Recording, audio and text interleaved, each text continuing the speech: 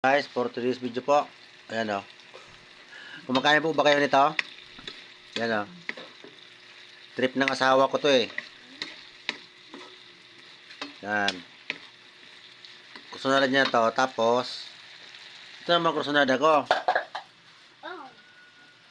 Yan. Kanya-kanya kaming kusunada ito. Ito, kusunada ko rin to. Tapos ito, lutuin pa na guys. Ito. Narating ko lang. Ito yung magiging ulam namin. Saka yung manok na binili ko dun sa taas na prito. Ito kusunada ko ito guys. Ito. Isa lang yan po. Isa po lang natin yan sa yan, ganito. Talbos. Sige po, i-ano ko muna. Lagyan pa mantika. Lagyan ng mantika. Nakakaya na yung kawali natin ah. Palpak yata yung binili ko niya. Sabi, hindi may itim. Yan o, itim na kaya. Pakilakasan mo yun o.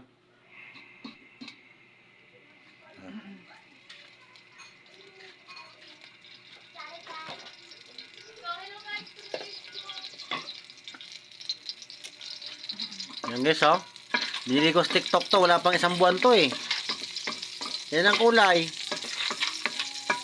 Kaya to. Okay, hindi naman natin masisisi yan eh. Yan guys, pag samasamayan natin yan. Yan.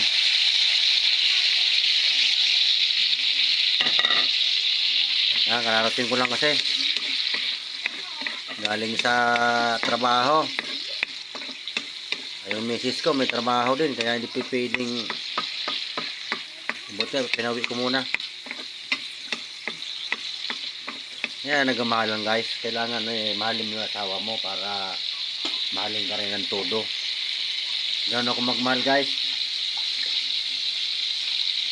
Kaya gawin yung toyo. Wala. Meron pa konti no. Yan, ano na ito guys. Yung half cook lang po. Yan o. Mamaya. Lagay ko muna ito. Yeah. Yan lang guys. Ilagay ko na. Lagyan natin konting toyo. Konti lang. Ano? Hindi sarap. Kunti lang. Lagyan natin ng ano tawag dito? Suka. Yan guys, oh. Yan ang mga ulam ng mga mahirap guys. Ano? Nasunugan na kami dito. Yan yung mga uling guys, oh. Nakikita nyo pa? Ayan oh. Ayan oh. Bahay ko, puro uling yan. Yan oh, pati gamit ko. Yan, kita nyo yan guys. Puro uling yan. Pati yung dito ko, oh, yan oh, nangingitim yan, oh. Yan oh. Puro itim. Kawawa nga kami.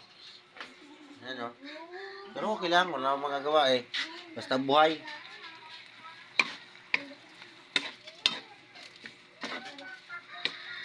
Kung hindi namin agapan yan, pati ako sunog.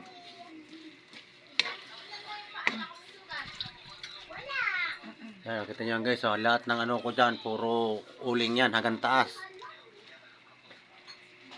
Pero okay lang. Hindi magagawa eh. Lagyan natin ng ano, balik tayo sa pagluluto. Tama na. Okay guys, ano yun naman natin konti.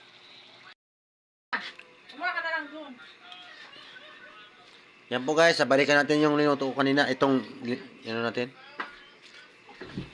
Yun.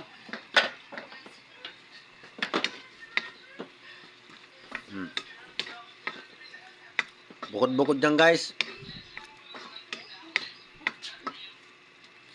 Pwede na yan. Yan po. Pagka ano ito naman guys na binili namin na ano ni Mrs. Binili ng ano, hindi ko alam kung ilan to eh. 3/4 tata yan. Ayan. Si Mrs. na po magluto nito.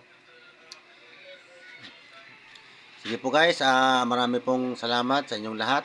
Kung hindi ko man po kayo na re-replyan, kayo na pong bahala mag-adjust. Basta importante, magtulungan lang po tayo, huwag tayong mag-asawa sa isa't isa. sa unang-una. Huwag tayo makalimot sa Panginoon. Yun lang po. Marami pong salamat sa inyo lahat. Bye-bye po. God bless you.